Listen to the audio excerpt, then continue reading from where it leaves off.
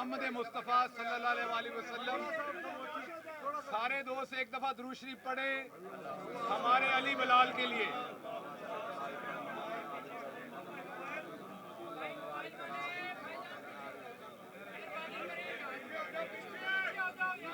बिस्मिल्लाहिर्रहमानिर्रहीम।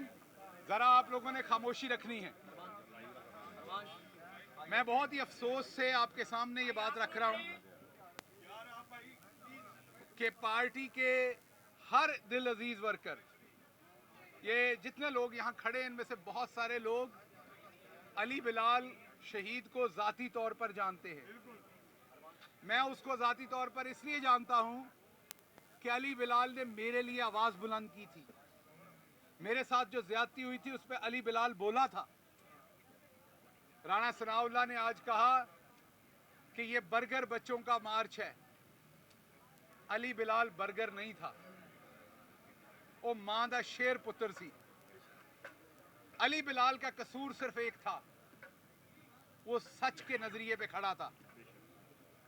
वो अपने हक के लिए जो आप पाकिस्तान का आईन उसे देता है, उस हक के लिए अली बिलाल आज बाहर निकला था।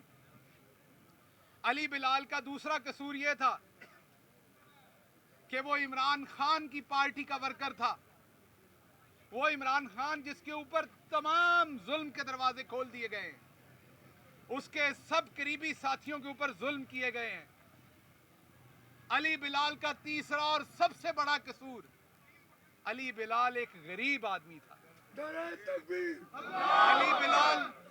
अली बिलाल गरीब मां बाप का बच्चा था। अगर अली बिलाल अशराफिया से होता तो अली बिलाल को कोई हाथ ना लगाता। पहली बात, वो शायद सड़कों पे ही ना निकलता।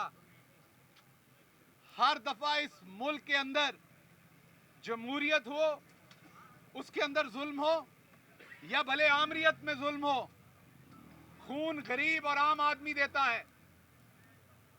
लेकिन यहां पर रवाज है कि जब आम आदमी मरता है, मैंने सहाफियों को भी शहीद और मरते हो देखा है। मैंने आम आदमी, 4 दिन बातें होती हैं, बड़े बड़े बयान दागे जाते हैं, अदालतों की कार्रवाई होती है। मैं बहुत एहतराम करता हूं अदालतों का, लेकिन जजेस बड़े बड़े रिमार्क्स देते हैं, चैनल्स में पट्टियां चलती हैं और उसके बाद मॉडल टाउन की तरह उसको भूल जाया जाता है। बल्कि जिन्होंने मॉडल टाउन किया, इसी मुल्क के अंदर वो और मोअज़्ज़ज़ ठहरे। उनको बड़े बड़े ओहदे, बेटा चुप करें जरा, उनको बड़े बड़े ओहदे मिले, उनको और नवाजा गया, उनको और नवाजा गया। उनके गले में किसी ने घंटी नहीं बांधी।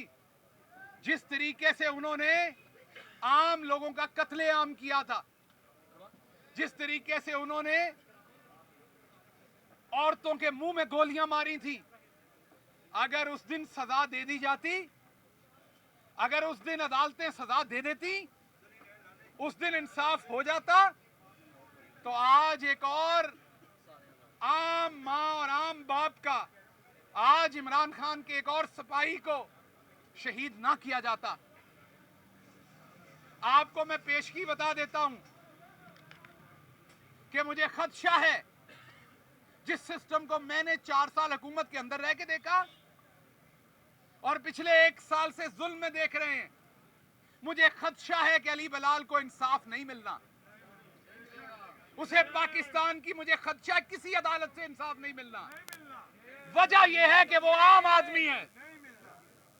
वजह यह है कि वो एक आम आदमी है। यहां पर एक एंकर साहब हैं, मैंने अपने आप को मिडिल क्लास कह दिया, उन्हें तकलीफ हो गई। उन एंकर साहब के लिए गुजारिश है कि आज पाकिस्तान में जिस बंदे के पास को 8, 10, 15 करोड़ है, वो मिडिल क्लास ही रह गया, जो करोड़ों की वुक्कत कर दी है।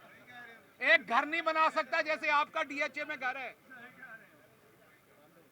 मैंने जिस तरीके से अपने मुकदमात की फीसें दी है, वो मुझे पता है।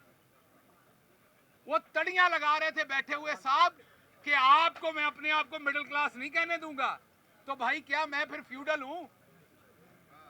मैं कोई टेक्सटाइल ओनर हूं? तो फिर तो अली बिलाल भी फ्यूडल होगा कोई। अगर अली बिलाल फ्यूडल होता या शराफिया से होता, ला इलाहा इल्लल्लाह मुहम्मद रसूलुल्लाह पढ़ के कहता हूं, इन पुलिस वालों में से किसी की जुर्रत ना होती है उसको हाथ लगाने की। आप प्राडो और लैंड क्रूजर में गुजरे, बड़ी सी बड़ी सिक्योरिटी में किसी की जुर्रत नहीं होती आपको रोकने की। ये साफी ने पूछे, ये मोटरसाइकिल पे जाते हैं, एक प्रेस का कार्ड दिखाते, इनको अंदर नहीं जाने दिया जाता। और जो साफी नहीं होता, उसने बड़ी गाड़ी के ऊपर प्रेस लिखा होता, वो ठकाठक अंदर जाता है। तो ये मुल्क शराफिया के लिए बन गया है। इमरान खान का कसूर ये है कि इमरान खान डट के खड़ा है अपने आईनी हक के ऊपर। इमरान खान अपना आईनी हक मांग रहा है और कुछ नहीं मांग रहा। वो अपने अवाम के लिए एहतराम मांग रहा है, वो आइन के लिए एहतराम मांग रहा है। कहा जाता था ये बर्गर पार्टी है। जितनी तकलीफें इस पार्टी ने सही हैं और आज भी खड़ी है यहां पर, राणा सनाउल्लाह साहब उतना जुल्म करें जितना आपने अल्लाह को जवाब दे लेना है। आपको याद है ना, यही शहर था और आपके अजीम लीडर जो इस टाइम लंदन में दुबक के बैठे हुए हैं, वो वापस आए थे। आप में से कोई, आपकी पंजाब स्पीड जो है वो लाहौर एयरपोर्ट पे नहीं पहुंच सकी थी, लेकिन देखें इमरान खान का वर्कर आज भी डट के खड़ा है। लाशें उठाने के बावजूद हमारा कारकुन पुरअमन है। हमारे कारकुन ने कानून अपने हाथ में नहीं लिया। हमारी औरतें पुरअमन है, हमारी बेटियां, माएं, बहनें पुरअमन है।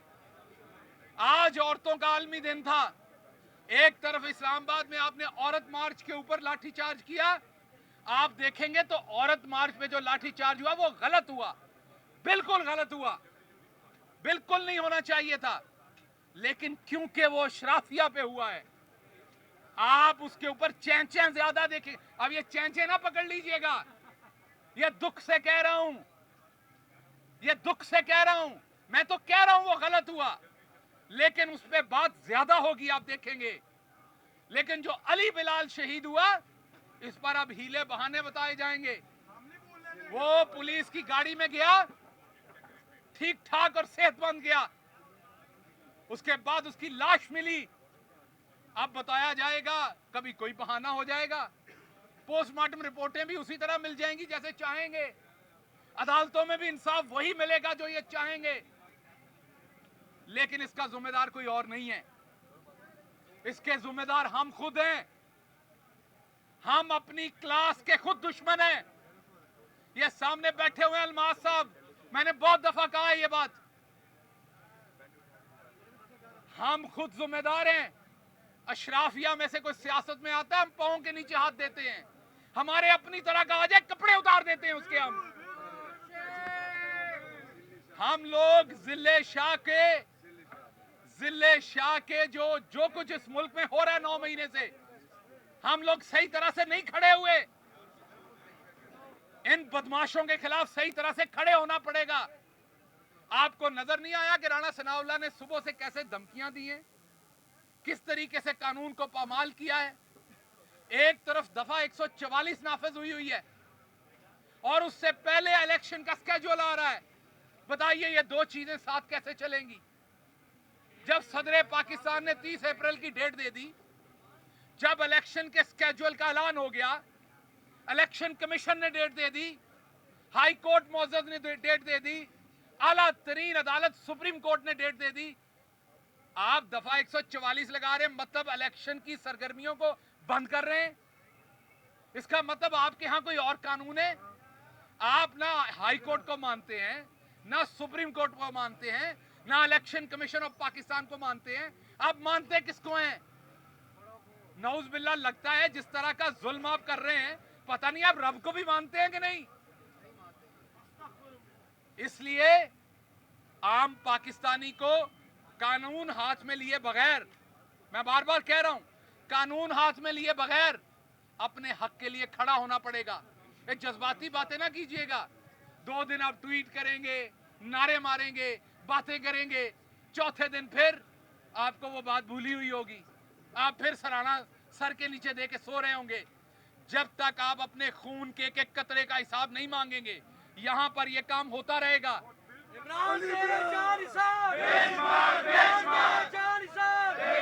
पचहत्तर साल से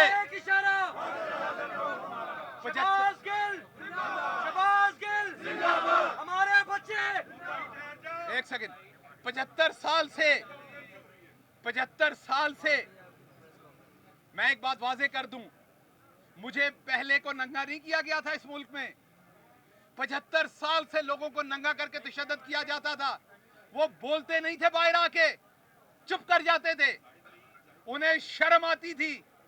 मैंने तोड़ा था ये टैबू आपके लिए, मैंने तोड़ा था ये टैबू आपके लिए।